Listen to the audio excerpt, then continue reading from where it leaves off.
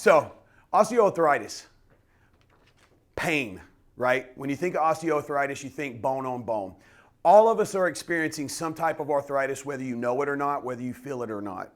All right, and so specifically for us, looking at knee and hip osteoarthritis or just arthritis, anytime you hear osteo, talking about bones. And in this particular case, in this study, arthritis was found and was associated with an increased risk for falls.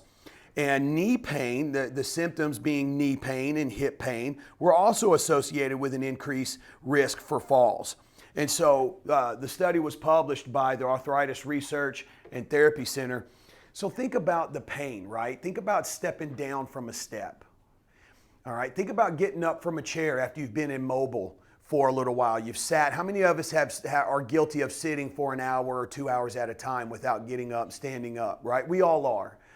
So the thing about arthritis, the way you can take medications for it, obviously you have your NSAIDs, you have Aleve, you have your Advil. Best thing for arthritis is move, exercise. And I know that sounds counterproductive because it's bone on bone, but what happens is when you move, you get the blood circulating, and that blood acts as lubrication in the joints, all right? Not only that, but we're strengthening the muscles that are around those joints that are gonna help support it, okay? Real quick. What year was that study done? This actually was published November 7th, 2023. Wow. So I do try to find, anytime we do our talks here, I try to find recent publications. There are occasions where you have to reach back. But that study we were talking about that occurred in the 1950s, it should be everywhere. It should be everywhere, right? But it's not. It's been buried.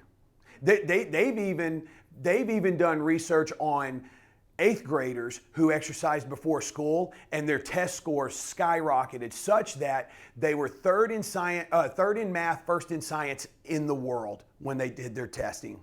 So good stuff. Go to the YouTube channel and look up watch the Science of Balance University. All right, watch that video. It's me outside walking. Watch that video because I go into that science. I think it's about a 20-minute video, but it's really interesting the way we put that research and put Balance University together, all right? So let's get into our assessments, guys. Let me have you stand. We're going to move behind our chairs. Remember, we want to make sure that we have something stable to hold on to.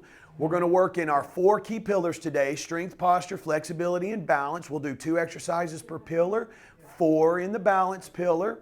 Again, if you have any questions, just raise your hand.